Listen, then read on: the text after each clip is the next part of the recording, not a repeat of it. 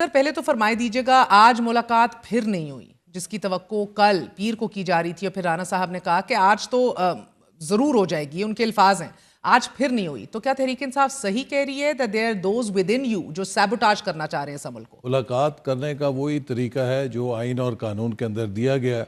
ہماری جب ملاقاتیں ہوتی تھیں تو ہمیں تو نہ وکیل سے ملنے کی اجازت تھی اور اپنی فیملی سے بھی ایک دفعہ ہفتے میں وہ 3-3 4-4 گھنٹے بیٹھتے تھے، کبھی ہوتی تھی کبھی نہیں ہوتی تھی.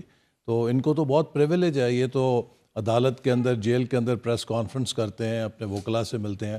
تو ایسی حکومت کی اگر نیت میں کوئی خرابی ہو تو پھر تو خان صاحب کسی سے بھی نہیں مل سکتے. اچھا، نیت میں ابھی تک تو جس سے ملے ہیں سر وہ آپ لوگوں کی بدولت نہیں ملے، وہ عدالتوں نے ان کو فیسیلیٹیٹ کیا، حکومت نے نہیں کیا.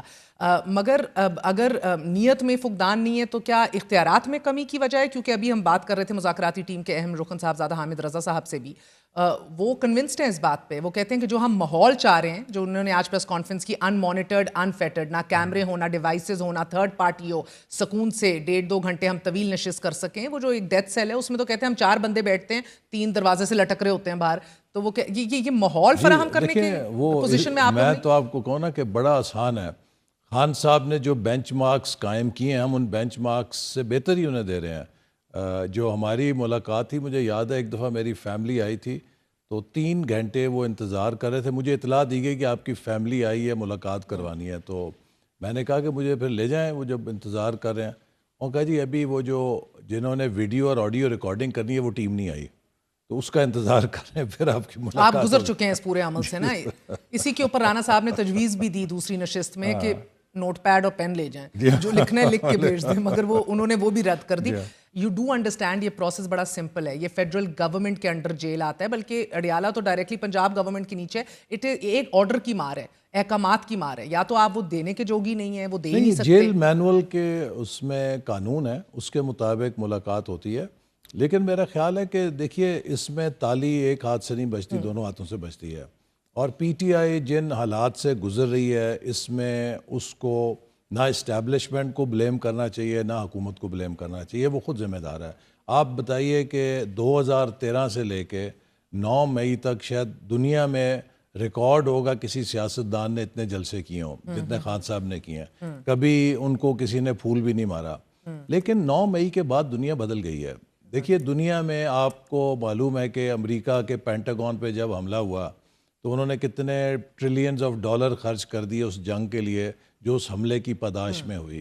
اسی طرح برطانیہ میں صرف آرسن ہوا، انہوں نے 24 گھنٹے میں 13 سال کے بچے سے لے کے تو وہ سب لوگ جو اس میں شریک تھے ان کو سزا دی. دنیا بدل گئی ہے دنیا تو اس لیے اب ہمیں اس حوالے سے دیکھنا چاہیے اور خود پی ٹی آئی کو اپنے طرز سیاست پہ غور کرنا چاہیے. مگر اگر میں عرض کروں یہ جو دنیا بدلی ہے اور سیاسی حیت تبدیل ہو کے رہ گئی ہے، اس میں آپ لوگوں کی اور حقیقت اور آپ کی سپیس بھی شرنک ہو گئی ہے بطور حکومت؟ نہیں، ہماری سپیس اور حقیقت تو ویسی ہی ہے، لیکن پی ٹی آئی کی سپیس شرنک ہو گئی ہے اس سیاست کی بدولت جو انہوں نے وائلنس کے ساتھ کی، اس سیاست کی بدولت جس میں انہوں نے ہمارے سلامتی کے اداروں کو نشانہ بنایا. یہ لوگ اس وقت ملک کے خلاف، ریاست کے خلاف اور سلامتی کے اداروں کے خلاف ایک نہایت ہی گھٹیا مہم چلا رہے ہیں. ایک ایسی مہم چلا رہے ہیں کہ جو را کو بھی آج تک جرت نہیں ہوئی کہ ہمارے دفاعی اداروں کے خلاف چلا سکے.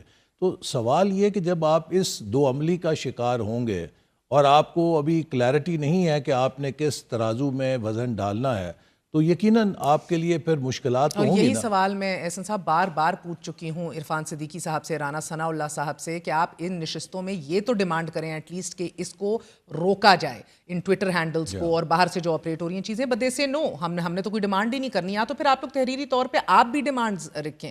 ایک تو آپ لوگ بضد ہیں کہ تحریری طور پہ اپنی وہ ڈیمانڈز دیں. کیوں بضد ہیں ہم یہ بھی سمجھنے سے قاصر ہیں؟ شاید سیاست کرنی ہو، کل کو لہرانا ہو کہ یہ مانگا تھا N R O Imran Khan کو رہا کرو. سیاست تو چل رہی ہے نا. نہیں دیکھیں نا، وہ تو یہ بار بار اس میں تو کوئی ڈھکی چھپی بات نہیں ہے. پی ٹی آئی کے اسد قیصر صاحب اور باقی لوگ بار بار کہہ چکے ہیں کہ جی بانی پی ٹی آئی سمیت تمام قیدیوں کو رہا کرو. اب آپ مجھے یہ بتائیے کہ یہ قیدی کیا حکومت کے کسی ڈپٹی کمشنر کے ڈیٹینشن آرڈر کے تحت گرفتار ہیں؟ یہ سب کیسز میں ہے نا. جب آپ کیسز میں گرفتار ہوں تو اس کی رہائی حکومت کے انتظامی آرڈر سے نہیں ہوتی، اس کی رہائی عدالت کے اس کا ضمانت جواب سے بھی ہوتی آج ہے۔ پریس کانفرنس میں دیا ہے، انہوں نے کہا ہے کہ جو سیشن کورٹ سے لے کے ATC کورٹ سے لے کے ہر جگہ جو مداخلت ایجنسیوں اس کے تحت ہو رہی ہے اور پریشر میں لایا جائے. سر آپ بھی یہی کہتے تھے، وہ جنرل فیض حمید کی شوکت صدیقی جج سے ملاقات ہو، ادھر باہر ہم نے کیمرے لگائے مان لی ہوں بات، اہلکاروں کی، تو یہ نہیں ہے کہ یہ دیکھیں اگر ان کی بات مان لی جائے تو ہمیں بھی انہی حالات کا سامنا تھا، لیکن اس کے باوجود ہم نے انہی اداروں سے ریلیف حاصل کیا، انہی عدالتوں کے سامنے نہیں ڈیل کر کے، انہی عدالتوں کے سامنے مقدمہ پیش کر کے. حالت یہ ہو گئی تھی، مجھے یاد ہے سعد رفیق صاحب کی ضمانت تھی سپریم کورٹ میں، جج صاحب نے 3 دفعہ نیب سے کہا کہ میں یہ ضمانت دینے لگا ہوں، آپ مجھے 3 دفعہ میں پوچھتا ہوں آپ سے کنونس کریں کہ he is guilty of corruption. NAB had no answer. جب میری کرپشن ہوئی، اطہر من اللہ صاحب تھے، انہوں نے نیب سے 3 دفعہ پوچھا کہ گیو می ون ریزن کہ why I should not acquit him, just give me one reason. They could not give. So بات یہ ہے کہ اگر آپ کے مقدمے جھوٹے ہوں تو آپ کو کوئی دھکے سے اندر نہیں رکھ سکتا. لیکن آپ مجھے یہ بتائیں کہ دنیا کا کون سا ملک اور قانون ہے کہ جس میں آپ 50 ارب روپے جو ملک کے خزانے میں جمع ہونا چاہیے اس کو کسی کے پرائیویٹ سیٹلمنٹ میں جمع کرا دیں اور آپ سے پوچھا نہ جائے یا کہا جائے گا جی آپ سیاسی قیدی ہیں. 190 ملین پاؤنڈ کیس 190 ملین جس کے اوپر سر آپ 17 ماہ کی حکومت سے آپ کا پوری کی پوری جماعت لگی. مجھے لگتا ہے یہ شاید وہ کیس ہے کہ جس کے اندر بہت سے لوگوں کے قریب اوپن اور شٹ کنوکشن ہے، مگر پھر بھی فیصلہ نہیں آ رہا سر. دوسری دفعہ مؤخر ہو چکا ہے. عمران خان کہہ رہے ہیں مجھ پہ دباؤ کے طور پر اسے مؤخر کیا جا رہا ہے. دباؤ کے طور پہ نہیں، وہ تو دیکھیے اس میں تو کوئی دو رائے نہیں ہے کہ برطانیہ نے 190 ملین پاؤنڈ دیا پاکستان کو، پاکستان کے خزانے میں آنا چاہیے تھا.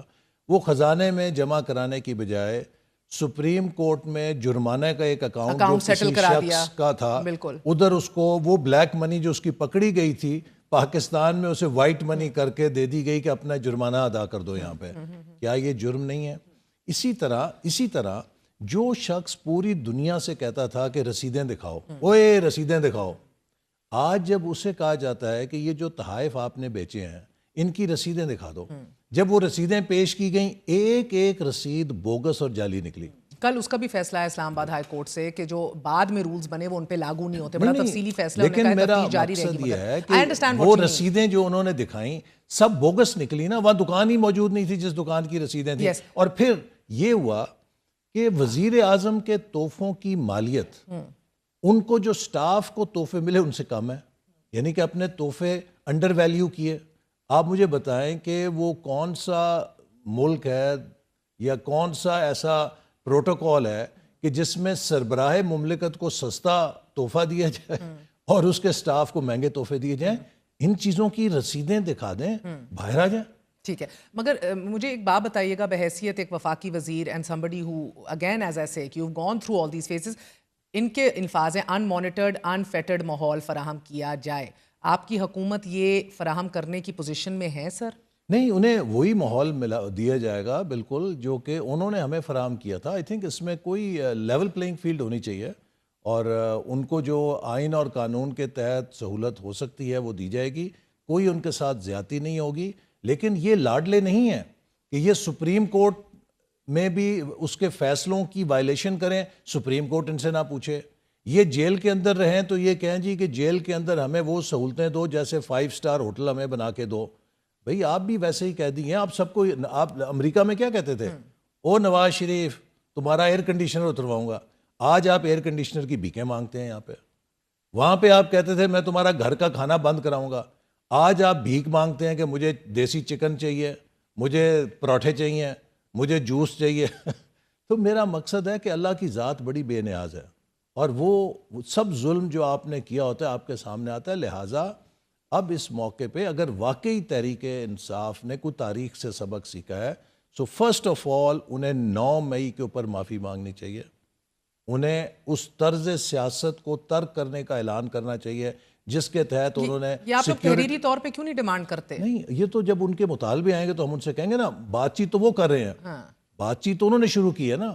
تو سب سے پہلے ان کے مطالبے آئیں گے تو اس کے بعد ہم جواب دیں کیونکہ گے. سر ابھی پی ٹی آئی کا یہ کہنا تھا شکوہ ہوگا تو جواب شکوہ آئے گا نا. ٹھیک ہے، مگر وہ ابھی یہ کہنا تھا صاحبزادہ حامد رضا صاحب کا کہ اگلے چند گھنٹوں میں اگر آپ کی حکومت کی طرف سے پہل نہ کی گئی اور عمران خان سے میٹنگ نہیں کرائی گئی تو امکانات ہیں کہ وہ خود ہی اس پورے مذاکراتی عمل کو ریپ اپ کر دیں گے. یہ ان کی مرضی ہے. دیکھیے یہی ان کا طرز سیاست ہے نا.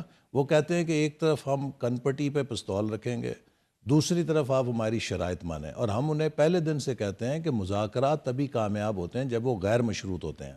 لیکن اگر اصل مسئلہ کیا ہے, وہ میرے نزدیک ان کو ایک خبط ہے. وہ یہ سمجھتے ہیں کہ کسی طرح 20 جنوری تک بلا ٹال دو, 20 جنوری کے بعد ٹرمپ بھائی آئیں گے, وہ عمران خان صاحب کو آزادی دلا دیں گے. یہ سارا فلسفہ ان کا اس کے گرد جو میرا خیال ہے گھوم رہا ہے. وہ بلکہ کہہ رہے ہیں الٹا آپ لوگوں کو جلدی ہے 20 سے پہلے نکالنے کی کہ وہ بلا پریشر نہ آئے, but that will remain to be seen, it's a matter of days.